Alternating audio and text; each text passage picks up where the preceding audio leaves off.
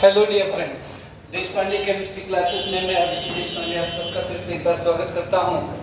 और केमिस्ट्री के everyday chemistry में डेली डोज में आज हम लोग क्वेश्चन करने वाले हैं आयोनाइजेशन एंथैल्पी में।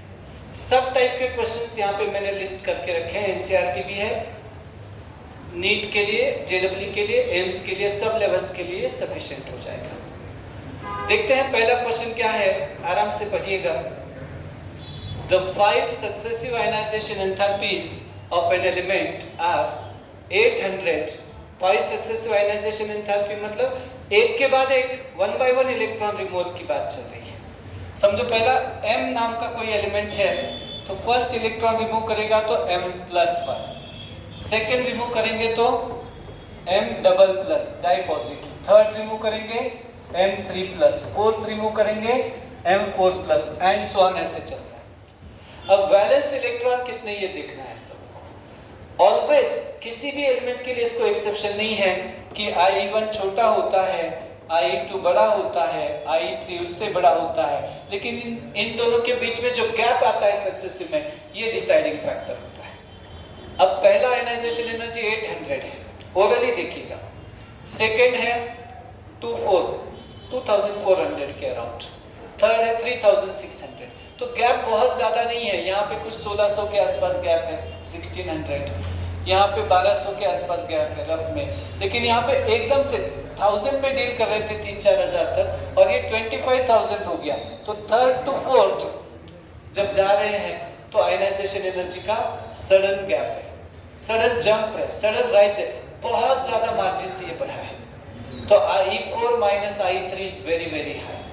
अगर n इलेक्ट्रॉन है तो n+1 ionization enthalpy very high होता है। मतलब वैलेंस इलेक्ट्रॉन अगर n है तो n+1 का आयनाइजेशन एनर्जी हाईएस्ट होता है, सडनली हाई होता है, वेरी हाई होता है। या IE n+1 माइनस IEn ये बहुत लार्ज जाता है क्या। तो अब यहाँ पे ये देखा जा रहा है कि फोर्थ आयनाइजेशन एनर्जी है, first second third fourth ionisation energy बहुत ज्यादा हुआ तो 3 वैलेंस में। अगर थर्ड आयनाइजेशन एनर्जी बहुत ज्यादा होता तो 2 वैलेंस इलेक्ट्रॉन, जैसे अल्कलाइन अर्थ मेटल में होता है, हमने पढ़ा है इसको। आगे बढ़ते हैं बेटा। Boron has smaller first ionization enthalpy than beryllium. Then consider following statements. It is easier to remove 2p electron. ये ट्रू ही है क्योंकि बोरॉन में 1s2, 2s2, 2p1। मैंने बोला है आपको कि s इलेक्ट्रॉन डीपली पेनिट्रेटेड होते हैं, न्यूक्लियस के नजदीक होते हैं, टाइटली हेल्ड होते हैं। ऊपर से s इलेक्ट्रॉन p को दूर धकेलते हैं, शील्डिंग इफेक्ट बताते हैं। तो p वाला इलेक्ट्रॉन लूज होता है, ओके, और इजीली रिमूव होता है। तो फर्स्ट स्टेटमेंट इज राइट। देखते हैं 2p electron is more shielded, मतलब ज्यादा दूर धकेला जा रहा है s से, ये भी करेक्ट है। 2s electron has more penetration, nucleus के ज्यादा नजदीक जाता है, ये भी ठीक है। Atomic radius of boron is more than beryllium, ये रॉन्ग है। लिथियम, बेरिलियम, बोरॉन पीरियड में रेडियस डिक्रीज होता है, तो बोरॉन छोटा है तो बोरॉन का रेडियस ज्यादा है, ये बात गलत है। हालांकि रेडियस कम है बोरॉन का, फिर भी उसका आयनाइजेशन एंथैल्पी ज्यादा है क्योंकि 2s इलेक्ट्रॉन डीपली मतलब क्या बोलते हैं, पेनिट्रेटेड है, और 2p वाले इलेक्ट्रॉन को रिपेल करते हैं। तो 1 2 3 करेक्ट स्टेटमेंट है, करेक्ट पूछा है तो 1 2 3 आंसर सी है। चलिए बेटा आगे बढ़ते हैं। First ionization enthalpy of sodium, magnesium, aluminium and silicon are. अब मैं ऑर्डर आपको दे दूं, अल्कली मेटल का फर्स्ट IE सबसे कम होता है, तो सोडियम सबसे लोएस्ट होना चाहिए। Across the period ionisation enthalpy बढ़ता है तो सिलिकॉन हाईएस्ट होता है।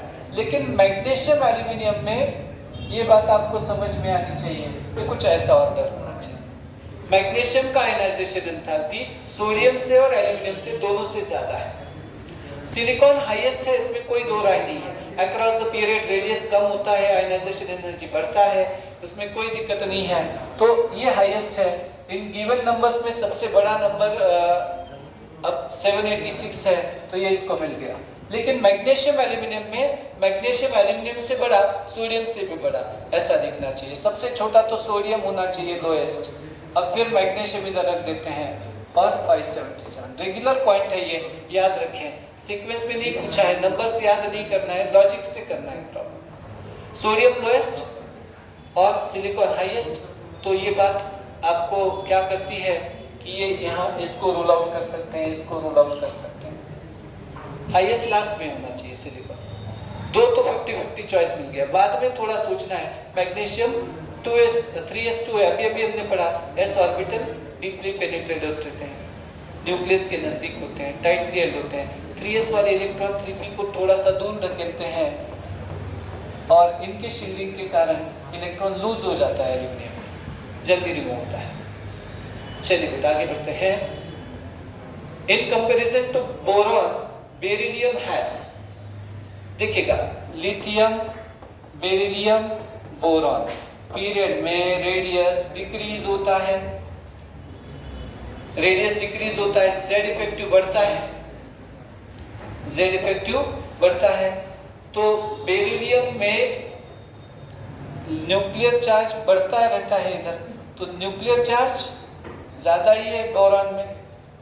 लेकिन आयनाइजेशन एंथैल्पी अभी हम लोग बता रहे हैं कि 1s2 2s2 ये s ऑर्बिटल में पेयर ऑफ इलेक्ट्रॉन है, 2s2 2p1 ये सिंगल इलेक्ट्रॉन है, ये डीपली पेनिट्रेटेड है, न्यूक्लियस के नजदीक है, इसीलिए E1 बेरिलियम का ज्यादा है बोरॉन से, मैग्नीशियम का ज्यादा है एल्यूमिनियम से। ये ऑर्डर मैंने बोला है आपको कि इसको रिवाइज करो अच्छे से। चलिए बेटा नेक्स्ट वन, तो आपका आंसर होना चाहिए option D, lesser nuclear charge.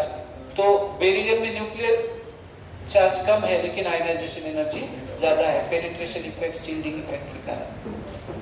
The first and second ionization enthalpies of metal are 496 and 4500। यहाँ पे ध्यान दीजिए, नंबर्स याद नहीं करना है लेकिन गैप देखना है। ये लगभग 5000 भी बोला मैंने तो भी चलता है यहाँ पे, और ये 500। समझो पहली बार इलेक्ट्रॉन निकाला तो कितना एनर्जी लगा है 500, दूसरी बार थोड़ा ज्यादा महंगाई बढ़ गई 700 800 1000 2000 5000, बहुत लार्ज गैप। तो I2 ज्यादा है, मतलब ये एक वैलेंस इलेक्ट्रॉन है। I2 ज्यादा है मतलब अल्कली मेटल है। अल्कली मेटल I1 लो, I2 वेरी हाई होता है। अल्कली मेटल अगर है तो नंबर तो वैलेंस क्या बोला है, how many moles of HCl, तो सोडियम जैसा मेटल लीजिए, एक H को रिप्लेस करेगा तो 1, how many moles of HCl and H2SO4 will be required to completely react with 1 mole of metal, तो 1:1 ये सोडियम रिप्लेस करेगा तो NaCl टाइप में आएगा। एक एग्जांपल दिया है अल्कली मेटल के लिए। अब सोडियम एक है तो half H2SO4 will be sufficient because it can give 1 electron, displace 1 hydrogen out there. Are you getting my point? तो आधा मोल सल्फ्यूरिक एसिड सफिशिएंट है इसके लिए, half mole of sulphuric acid is sufficient, तो half mole of Na2SO4 you can get there। तो सीधा सीधा मतलब है कि 1 मोल HCl और हाफ मोल क्या होना चाहिए आपका H2SO4। कॉमन सेंस रिएक्शन है, अल्कली मेटल है, ये सबसे बड़ा पॉइंट है इसमें पीरियोडिक टेबल का। बाकी तो आपका स्कूल लेवल का बेसिक्स है, सिंपल सा एप्लीकेशन आपको करना चाहिए। अल्कली मेटल है तो एक वैलेंसी है तो एक हाइड्रोजन के साथ ये निपट पाएगा। सल्फ्यूरिक एसिड 2 देता है तो एक ही सल्फ्यूरिक एसिड सफिशिएंट है, 2H+ रिलीज कर सकता है। सोचिए ये भी PYQ है अच्छे क्वालिटी का। Electronic configuration with highest ionisation enthalpy, बहुत बढ़िया प्रश्न है अपने आप। सब P ब्लॉक है, सभी P ब्लॉक है, P1 है, P2 है, P3 है, P3 है। तो अब आप लोगों को ionisation energy is directly proportional to stability of configuration, तो P3 ज्यादा स्टेबल होता है, तो ये दोनों तो ऑप्शन चले गए। हाफ फील्ड P होता है P3 मतलब। अब ये फास्फोरस है और नीचे है ये आर्सेनिक, अगर केयरफुली देखें तो, या 3s2 3p3 एक ग्रुप वाले हैं ये, 4s2 4p3 नाम भी याद नहीं है तो भी कोई बात नहीं है। लेकिन सोचे कि down the group radius increases, ionisation enthalpy decreases, तो ऊपर वाले का आयनाइजेशन एंथैल्पी ज्यादा होगा, तो आपका आंसर सी होना चाहिए। अगर कहीं यहाँ पे NH2NP5 या NH2NP6 देते तो वो याद रखना चाहिए, उसका आंसर देना चाहिए था। ऑर्डर अगर ऐसा है तो NH2NP6, NH2NP5, then NH2NP3 configuration से देना है। तो ये बहुत, मार्क माय वर्ड्स, ये इंपॉर्टेंट पार्ट है, रिमेंबर। सबसे ज्यादा स्टेबल, फिर अपना कौन, हैलोजन फैमिली, फिर ग्रुप 15 आता है। नेक्स्ट वन है, consider the following ionisation enthalpies of two elements A and B। यहाँ पे I1 कितना है बेटा, 899, और I2 1757, और I3 बहुत ज्यादा है, 14,000 है। तो 2 तक इलेक्ट्रॉन दे रहा है, तीसरा नहीं दे रहा है। तो वैलेंस इलेक्ट्रॉन कितने, लक्ष्य कितने वैलेंस इलेक्ट्रॉन है, 2। इसमें भी 2 ही, क्योंकि 737 1450 बहुत ज्यादा नहीं है, यहां से यहां 5 गुना हो गया लगभग। तो इसमें भी 2 वैलेंस इलेक्ट्रॉन है। तो क्या बता सकते हैं, both A and B belong to group 2, ये भी सच है, लेकिन I1 इसका कम है, तो ये ऊपर है, तो B ऊपर है और A नीचे, ऐसे होना चाहिए। दोनों के लिए थर्ड I जाता है। मैंने बार बार बोला है, अगर आपके पास N वैलेंस इलेक्ट्रॉन है तो N+1 आयनाइजेशन एनर्जी जाता है। और करना कुछ नहीं है, पूरे कैलकुलेशन भी नहीं करना है, थोड़ा सा अंदाज करना है, थोड़ा सा सोचना है बेटा आपको इसमें कि गैप ज्यादा हो रहा है कहाँ, क्या यहाँ पे गैप ज्यादा है, क्या डिफरेंस ज्यादा है, क्या ये 900 है या 1800 है, 900 का गैप है, बहुत ज्यादा नहीं, लेकिन आगे समझो ये 1800 और ये 15,000 है, ये 2000 भी माना मैंने, और ये 15, तो भी 13,000 का गैप है। तो तीसरे इलेक्ट्रॉन रिमूव करने को बहुत ज्यादा मुश्किल पड़ रही है, तो ये 2 वैलेंस इलेक्ट्रॉन वाला है, इसमें भी 2 है, लेकिन दोनों में फिर कम वाला ऊपर होता है। Down the group ionization enthalpy decreases, down the group ionization enthalpy decreases, lithium, sodium, मैं उल्टा बोल दिया क्या, फिर बोरॉन नीचे होना, B नीचे होना चाहिए, A ऊपर होना चाहिए था, क्योंकि हाई वाला ऊपर होना चाहिए। मैं I take my words back. तो ये बात याद रखो बेटा, बड़े आराम से इसको करना चाहिए आपको। चलिए नेक्स्ट क्वेश्चन देखिए, विच हैज हाई, ये समझ गए कि आप लोग इसको सोचिएगा, जिसका आयनाइजेशन एंथैल्पी कम है वो नीचे रखे, टाइम है। Next one, which of the following has highest first ionization enthalpy. Element को अरेंज करें, sodium, potassium, rubidium, calcium, scandium. First ionization enthalpy alkali metal का हमेशा लो होता है, लोएस्ट वैल्यूज में आते हैं ये, इनका तो कोई तुलना ही नहीं है, इलेक्ट्रॉन देने के लिए बैठे हैं ये। तो low ionisation enthalpy, alkali metal has lowest ionisation enthalpy. इनमें भी सोडियम थोड़ा ज्यादा है, फिर पोटेशियम और फिर रुबिडियम, सीजियम वगैरह। स्कैंडियम इनमें सबसे हाई है, क्यों? क्योंकि वो थर्ड ग्रुप है।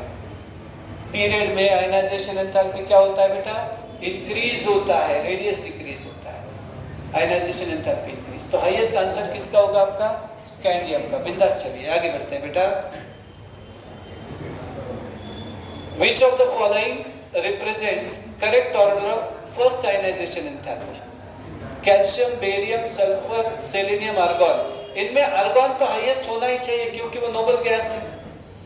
एस ब्लॉक वाला कम होना चाहिए, और इसमें भी देखिएगा कैल्शियम, स्ट्रॉन्शियम, बेरियम, नीचे वाला कम होता है, तो सबसे कम कौन है, barium, then calcium.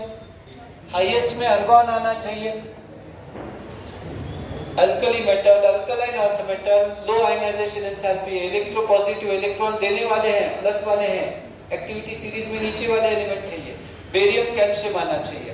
Barium calcium वाला तो एक ही ऑप्शन दिया है इसने। अब O से ऑक्सीजन, सल्फर, सेलेनियम, नीचे वाले का आयनाइजेशन एनर्जी कम है, selenium, sulphur, argon. Get your option done, C option. Okay, चलिए बेटा आगे बढ़ते हैं। Which is the correct order of, क्या बोलते हैं, सेकेंड आयनाइजेशन पोटेंशियल। पोटेंशियल मतलब एनर्जी। सेकेंड आयनाइजेशन पोटेंशियल मतलब एलिमेंट दिया है कार्बन, नाइट्रोजन, ऑक्सीजन, फ्लोरीन। जब हमारे पास फर्स्ट आयनाइजेशन होगा तो carbon plus, N plus, O plus, F plus. अब इनके कॉन्फ़िगरेशन देखिएगा, कार्बन का होगा 1s, कार्बन प्लस का 2s2, 2p1, ये बोरॉन की तरह हो गया, ये तो जल्दी रिमूव करेगा। नाइट्रोजन N प्लस हो गया 1s2, 2s2, 2p2, O plus अब नाइट्रोजन बन जाएगा 1s2, 2s2, 2p3, ये हाफ फील्ड हो जाएगा my dear friends. Half filled stable है और फ्लोरीन 2p5 है, लेकिन फ्लोरीन प्लस 2s2, 2p4 हो जाएगा, आराम से सोचिएगा। और स्टेबल कौन है फिर, p3, तो O प्लस का आयनाइजेशन एंथैल्पी सबसे ज्यादा होगा, ऑक्सीजन का second ionization enthalpy, second ionization enthalpy oxygen का सबसे हायर होना चाहिए और लोअर बोरॉन का होना चाहिए जैसे हमेशा के लिए, तो कार्बन प्लस का, तो कार्बन सबसे कम और ऑक्सीजन सबसे ज्यादा, ये इसमें है। फ्लोरीन और नाइट्रोजन में सोचना है, फ्लोरीन और नाइट्रोजन, अब ये ऑक्सीजन है मेरे पास और ये कौन है, कार्बन, तो ऑक्सीजन ही ज्यादा होना चाहिए, मतलब फ्लोरीन और फिर हमारा नाइट्रोजन, OFNC ऐसा ऑर्डर है। कॉन्फ़िगरेशन की स्टेबिलिटी से सोचिए, मैंने इसमें बहुत सारे क्वेश्चन सॉल्व करवाए हैं, एक दो क्वेश्चन से बस इतना पूरा कर देते हैं। Element having greatest difference between first and second ionization enthalpy, देखिएगा अल्कली मेटल में ज्यादा से ज्यादा फर्स्ट और सेकंड का डिफरेंस होता है, अल्कलाइन अर्थ मेटल में सेकंड थर्ड का डिफरेंस ज्यादा होता है। एक वैलेंस इलेक्ट्रॉन है तो 1 और 2 में ज्यादा डिफरेंस आता है, तो आंसर क्या होगा इसका, potential, it has to be your answer. बहुत बढ़िया क्वेश्चन, एक से बढ़ के एक। चलिए एनसीईआरटी का क्वेश्चन है ये, लास्ट हम लोग रुकेंगे यहाँ पे। First ionization enthalpy values of third period elements sodium, magnesium, silicon are in the range. Sodium का दिया है 496, मैग्नीशियम दिया है 737, सिलिकॉन दिया है 786। अब देखिएगा PYQ इसी के ऊपर बना था, एल्यूमिनियम वाला PYQ आया था, ऑर्डर अरेंज करो बोल के। अब एल्यूमिनियम का कौन सा होगा ये पूछ रहे हैं, 575 होगा या 760 होगा, कोई कैलकुलेशन की बात नहीं है, कोई फॉर्मूला नहीं है, लॉजिक है, थियरी क्वेश्चन नहीं है। एल्यूमिनियम का आयनाइजेशन एंथैल्पी मैग्नीशियम से कम होना चाहिए, मैग्नीशियम से कम होना चाहिए, तो मैग्नीशियम 737 है तो उससे कम, तो 760 रूल आउट हो गया, 575। ओके, तो यहाँ हम रुकेंगे, कल आगे बढ़ेंगे। Thank you.